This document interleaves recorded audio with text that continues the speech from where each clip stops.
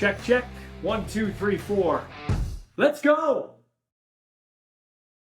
And welcome to Ballsy Uncut, episode number 206. However you're consuming this podcast, I do appreciate it. Tell all your friends. That's the best way to promote. Like and share the show. And tell all your friends who love all sports. I mean, football's my passion. I like hockey. We've had Jolene Campbell on, who's continuing to battle at the Scotties, Team Saskatchewan. So we love curling. Ben Hebert, a friend of the show. But yeah, and in 2026, I'm really focused on local sports in and around Saskatchewan.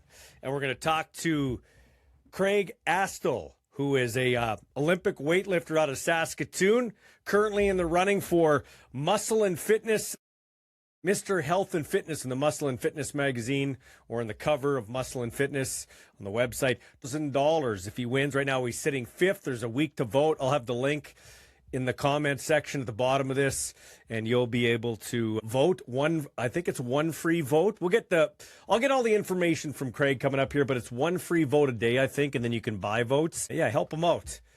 They don't get a lot of funding, and he's going to Greece for the Master Worlds coming up. I think it's in the fall or late summer. Anyway, we'll get all the details from him. He's our athlete of the week for our friends Carlo Giambattista and his great family who run the Italian Star Deli. And, of course, the Italian Star Deli with their nice, beautiful building there, 1631 Victoria Avenue, just before Broad Street as you're heading west on Victoria Avenue. All right. So let's talk about some of the news and notes in and around football. Saskatchewan Roughriders let go Sean Bain Jr. Sean is a guy that came over from Calgary, and he was electric at times for the Riders, 22, 23. Injury prone the last little bit for the Roughriders. Didn't really see the field much in 2025, but if there's one guy I'm happy he at least out of his time in Saskatchewan got a Grey Cup ring, it's Sean Bain Jr. He sells Bain's World clothing, which I bought a couple of t-shirts, one for me, one for my son. I was looking around for that shirt. It must be in the wash, so I couldn't hang it here behind me. But Sean Bain Jr., great career with the Rough Riders. I don't know that his career is done. It's done in Saskatchewan. That's the problem. When you're a championship team, you can't bring everybody back. Jeremy O'Day doing a good job of bringing guys back. Recently re-signing Nelson Lacombo, who I'm hoping to get on the show, and Keyshawn Johnson, receiver. So they let one receiver go, but they let one of the better receivers in the CF or bring him back into the fold. That's Keyshawn Johnson. Definitely a big factor in the Rough Riders playoff run last year. And I'd say for sure, easily a top 10 receiver in the Canadian Football League. So a good signing there for the Rough Riders. Tim White, who was let go by the Hamilton Tiger Cats, has joined the Winnipeg Blue Bombers. Of course, he has familiarity. His 4 1,000-yard receiving seasons with the Hamilton Tiger Cats. He has familiarity with their new OC, Tommy Condell, and another weapon for Zach Collaros as they try to retool that offense in Winnipeg and get back on the right track. There was a down year offensively, at least through the air for Collaros. But you got Pokey Wilson there. You got the great Canadian receiver Nick Dembski. You got Clarcius Wheatfall, if he can crack the roster again. Yeah, Tim White. Jareth Stearns, the former Rider who hasn't signed yet, is a guy that was good for them last year too. So the Bombers, who I haven't talked to anybody personally about this, obviously, and I do have a dog in the fight now with my kid in the locker room. But as I said, when I started this and when Ethan got drafted by the Blue Bombers, I would cover 9 teams, but one team would kind of be at arm's length, just being a dad first, head of a podcaster / media guy. But Jareth Stearns is a guy that my kid said is a pro's pro. He was one of the most professional guys on the team last year. So I'm hoping if they're retooling their culture, as Mike O'Shea says, they'll try to fit this guy back in the fold. I know Jareth really liked Winnipeg. So, yeah, Bombers got to get back on track.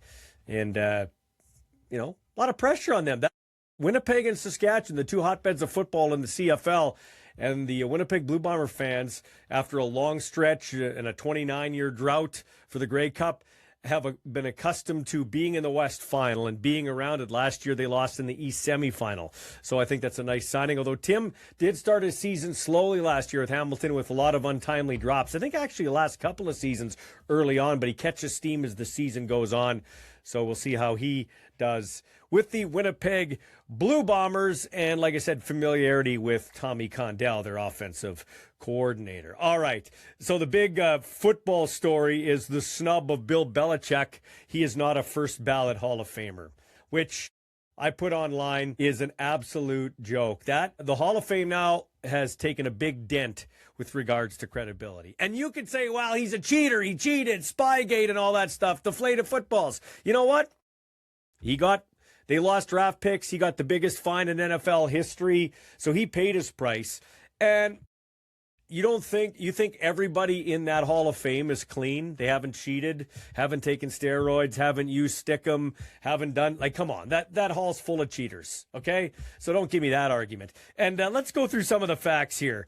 I hear this argument too. Well, if he didn't have Tom Brady, see, Brady won a Super Bowl without him. Okay, take Bradshaw away from Chuck Noll in Pittsburgh. Take Bart Starr away from Vince Lombardi in Green Bay. Take Mahomes away from Andy Reid. Take Elway away from Reeves and Shanahan. Take Kelly away from Marv Levy. Take Aikman away from Jimmy Johnson. Aikman's the glaring one there, by the way. Take Manning away from Dungy in Indy. And take Favre away from Holmgren in Green Bay. And Rodgers away from McCarthy in Green Bay. And what do you got for coaching prowess? Great players make great coaches, but great coaches make great players too. And yes, Tom won a Super Bowl without Bill, and Tom is a great quarterback, and he is a GOAT. There's no doubt about that. But come on. And please note this. Bill Belichick has 8 Super Bowl rings, 6 as a head coach, 2 as a D coordinator when the Giants won with Bill Parcells, solely based basically on Bill Belichick's defensive scheme. Their offense was average to below average, but they had, they had Lawrence Taylor and they had, Harry Carson and a few of those great players on defense, no doubt about it. But it was Bill Belichick's tutelage and schematics defensively that helped Bill Parcells get some Super Bowls and get into the Hall of Fame. And if you're really going to tell me that Tom Brady's the main reason that Bill Belichick is a Super Bowl champ, you're an idiot. The first 2, probably 3 titles in New England were all Bill. His defensive game plan against the high-flying Rams, the first Super Bowl, that's in the Hall of Fame right there. That was a Hall of Fame game plan, and that was defense that won it. Yeah, 3 of the championships that they won together, 3 of the 6, Brady won his 7th.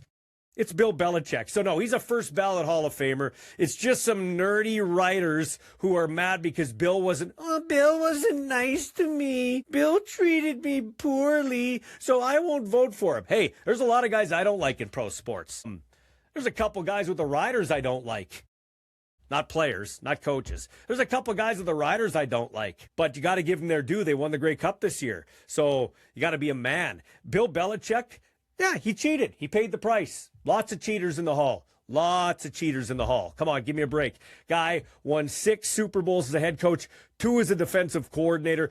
He's the greatest coach in North American sports history, professional sports history. I'd say John Wooden would be right up there, the UCLA head coach, basketball coach with 10 championships. But you tell me a better coach than Bill Belichick.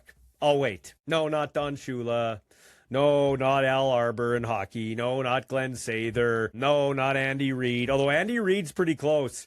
Not in terms of all the Super Bowls that Bill has, but in terms of going from franchise to franchise to franchise, Andy Reid would be close. Jim Harbaugh's a winner everywhere he goes. He could be, if you take Jim Harbaugh's body work over all college and the pros, you could make a case he's the greatest coach of all time. You could, but he's not. It's Bill Belichick.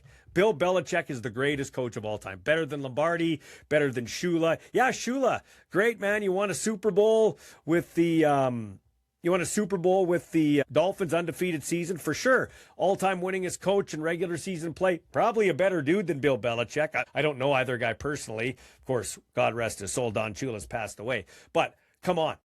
Bill Belichick's the greatest coach. He's a first ballot Hall of Famer. And if we're going to hold him out for cheating, then Tom Brady and Robert Kraft, who, by the way, have stuck up for Bill and said he should have been a first ballot Hall of Famer. So kudos to them. But those guys can't go in on the first ballot either. Maybe that's why they're sticking up for Bill. But they can't go in on the first ballot if Bill Belichick doesn't go in on the first ballot.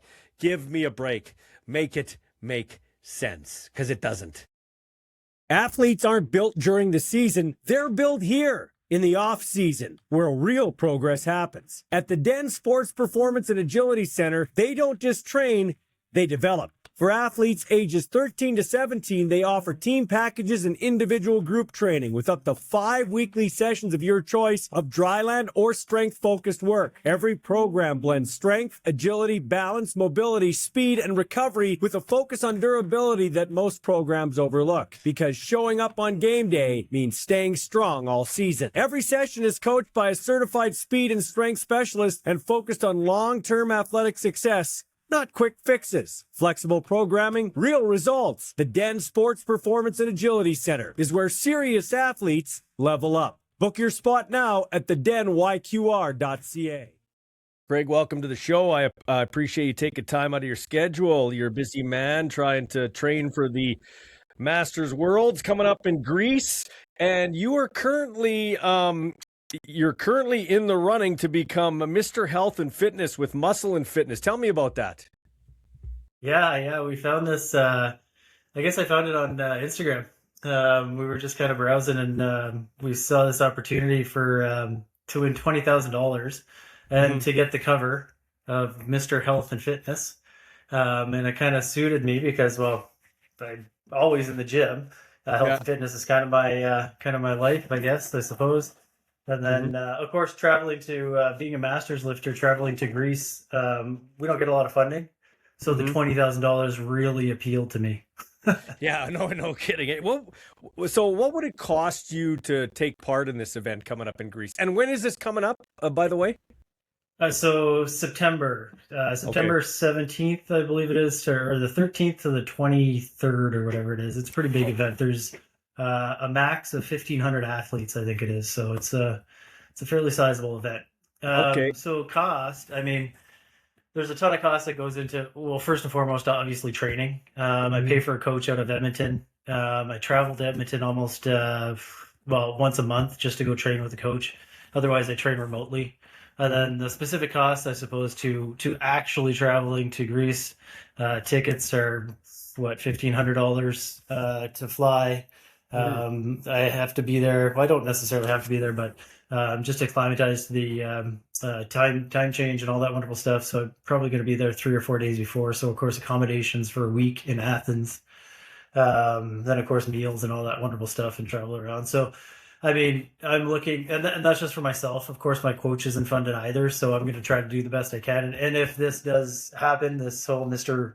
Health and Fitness, of course, a lot of that money or some portion of that money is going to go to my coach as well, so he can kind of come and help me. So we're looking. Yeah. I mean, my wife will probably be coming as well, but for myself, it's probably going to be, anywhere from $3,000 to $5,000 at the end of the day, just for myself to kind of go there and compete with registration fees and everything. So. It's not a cheap sport to do, but sure do love it. Yeah, you do love it, and I love the fact that you love it. It's great. So you currently are sitting 5th right now, as I see. Where can people go vote? And then I'll send a link too. I'll put a link up too. But where can people go vote just verbally? Can you tell us?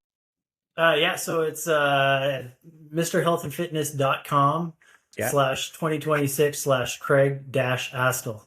And I'll if you want to throw a link in there, that'd be fantastic. It's a little bit hard to follow, I suppose, just on that. But and you get 1 free vote per day per 24 hours. You can also donate. There's votes that you can buy. I think up to $250, which goes to I think it's cancer research. So it goes to a good cause, and obviously the votes go to a good cause too. So you hit two things at once. That's right. Hey, are you doing any other fundraisers for yourself to do this? Because obviously, like you said, it's going to take more than $20,000 to pull this off. So, are you doing any other fundraising? Yeah, well, we're doing something through. So, like I said, I do have a coach out in Edmonton. Olympic Power and Fitness is his gym. So I imagine we'll be doing a couple kind of steak nights or whatever the case is, just to kind of fund him as well. Like he's going completely unfunded. That's the one thing about Olympic lifting at the masters level is that you do it for the love of the sport. You don't do it for the fame and fortune by any stretch of the imagination, because there's really no funding. I did go to Pan Am's, I guess it was in 2024. I ended up getting the gold medal down in Costa Rica. And I ended up getting, I think it was about $500 from the national body, which was lovely. But again, thousands of dollars went into getting everything together to go down there. So it's not a well-funded sport, but it's an amazing sport. So why do you do it? Like what fuels your passion to do it? Because you're not getting rich doing it, obviously. Yeah, I wish I was. Maybe this will help out, Michael. I hope so. Yeah. I'm looking for sponsorship. Anybody out there? Well, honestly, just the love of the sport. Like I found this, I guess, through CrossFit in 2012. And my first competition, I guess it was 2018, actually, on my birthday. And I just kind of fell in love with it. And I guess what drives me more than anything now is I have a 20-year-old son, Caleb, who has competed internationally as well. He's competed in Fiji, and been at the national level for a few years here now. What really drives me is just staying stronger than him. That's exactly that. It's funny you say that. I used to, I have a son that's a professional athlete, but back in the day, you just let him win mini sticks, or you'd let him to be quite honest with you. No, that's not true. I didn't let him win at anything because it drove him to try harder. But then there became a certain point where he's kicking your ass, and now he could take you down. I'm talking for me. That's not your case, but it's kind of funny how the kids evolve. It's kind of funny how the kids evolve. He's coming. So this is the thing. He actually went out to Edmonton last week, and I got a video from him. It was on Saturday when he was training. He hit 135 for his clean and jerk, and then he went after 140. He ended up cleaning 140. And the only message he sent me those two videos, and the only message he sent me is like, he said, I'm getting closer to you every training session. And that was it. So he just left it right there. It was kind of his mic drop. So because my max clean and jerk right now is 144. And I just did that at Master Nationals here in this past June. So he's catching up. I do want him to pass me. Like, he is an amazing athlete, and I'm excited for the day when he does. But until he does, I'm happy to hold that over his head. Yeah, so you're 44. I think you're about a decade younger than I'm a decade older than you. You're a decade younger than me, or pretty close to that. How long do you plan to keep doing this? Like, how long can you physically do what you're doing? Well, I tell you what, one of the most impressive things that I saw was down actually in Pan Am's. Like I said, was in Costa Rica here in 2024. And there was another Canadian athlete, Michel, I think his name was. Anyways, from Quebec, but he, 94 years old, was lifted on the platform. So, like, I mean, never mind the fact that he was actually lifting weights on the platform. Like, to travel to Costa Rica to be in a Pan American weightlifting competition is impressive enough on its own. But to see him actually get on the platform and actually lift weights, it's really inspiring. So the answer for me is undetermined at this point. My body is not recovering like a 20-year-old anymore by any stretch of the imagination. If you've done any sort of physical fitness, and I'm sure you have, you understand that it takes longer as you age to.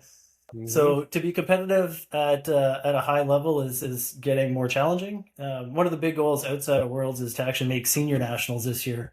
And I think once I do get my total for senior nationals, I will be one of the oldest athletes to have competed at senior nationals. Seniors is a little bit different. Seniors is from 19 plus kind of thing. So anybody can compete. So typically you're competing with the younger guys. Masters internationally is 35 plus. So it's an older demographic, obviously. But I don't know the answer to that question just yet. I'm going to keep going as long as I can. Yeah. Well, that's awesome. So that was my next question. So in terms of when you go to the Masters, how big of a field is it generally, like 35 plus? How many athletes will you compete against?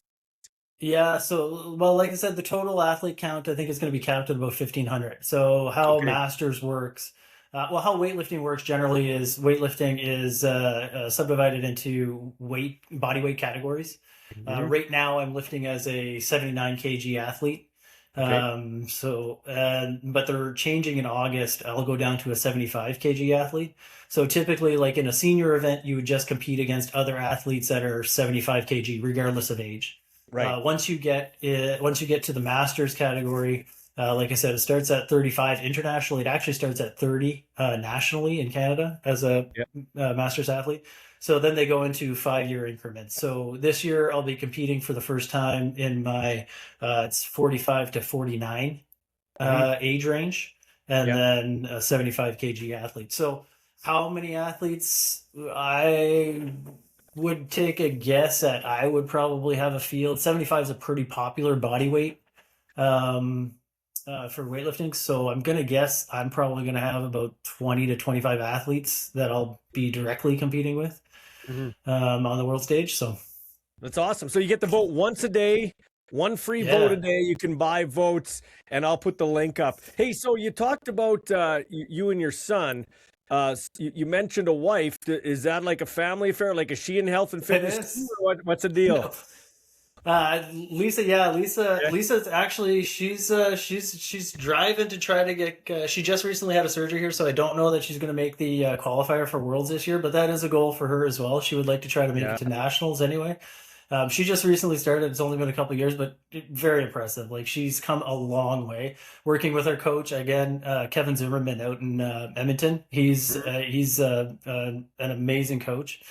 Caleb has been lifting. I got him into it years and years ago, I suppose it was, and he's really enjoyed it. The only one who doesn't is our daughter.